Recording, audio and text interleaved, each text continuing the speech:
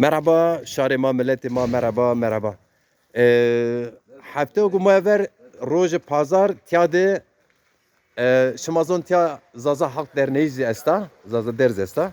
Matya şoy zazon nanıyor, şoy gagan kalopir. Mame tiyade afiş kere vela, rupeli kere vela.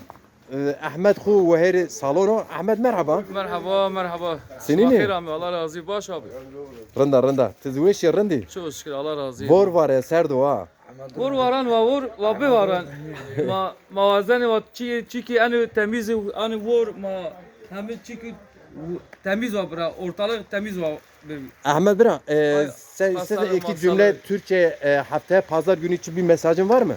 Yani hafta yapacağımız pazar günkü etkinliğimizde bütün Zaza halk insanlarını, gelen bütün insanlarımız davetlidir. Saat kaçta başlıyor program? Akşam 5:05 arasında saat 10'a kadar, akşam 10'a kadar 22:00'a kadar Yani geçerli. akşam saat 5'te başlıyor. Tabii. Saat 8-9. 9-10'a kadar da açık. Evet. Gelen insanlarımız çiğ köftesi var, kuru pastası, Öyle mi? meşrubatları var. Eyvallah. Tabii. Hoca matu bir sırası. Ben bu kadar zazaca bilmiyorum ha. Tu kurmancı zani. Este nasıl bikin? Tu khali kuderi. Az hazırım ben. Ke kavur vi deri vi ali arabeti. Ün hazırına zazana yani Hem kurman. zazanı. Hem indarine. Tu çuma zamanı konu zani? Zamanı yok emni zanında. Zamanı ben baba karım baba pirim ben zanına manam zanına. Ve bir kiriya. Ama bir kiriye. Hun kurmancı hin buna, kurdi hin buna bes zazaki Eyvallah. bir kena. İşte semi en mavazen ki zonun mahemmin ve tutmaz hemin ve bizo. Aynen. Halo, o halmaşı. Halı başı. Halma ve az röportaj dona şi. Merhaba Deza, sen nerelisin? Ben Nicime. Tu lici, tu kurdi. Az kurmacım. Serçave mi? Tu jve derdi şogli? Bele şkulum. Ahmet'e.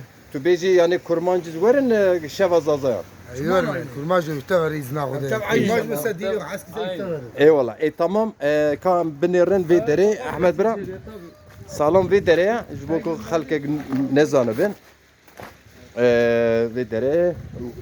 Mesela kurmancın kalker kurmancı. Nazi kişte salon kişte zaza derdaya. Evet. Salonumuz burası. Ağoğlu. Davet.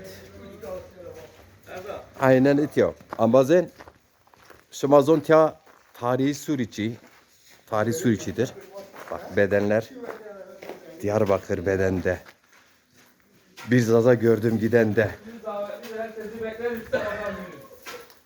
Evet. Hava buz gibi ama biz sıcağız. Ahmet Bey. İnsanlar sıcak, kanımız sıcak, akıyoruz. Aynen öyle. Hadi Allah bir de rahatı Ahmet Bira. Baba bin bineni. Nasıl razı bu? Kumaşı var arası. Eyvallah.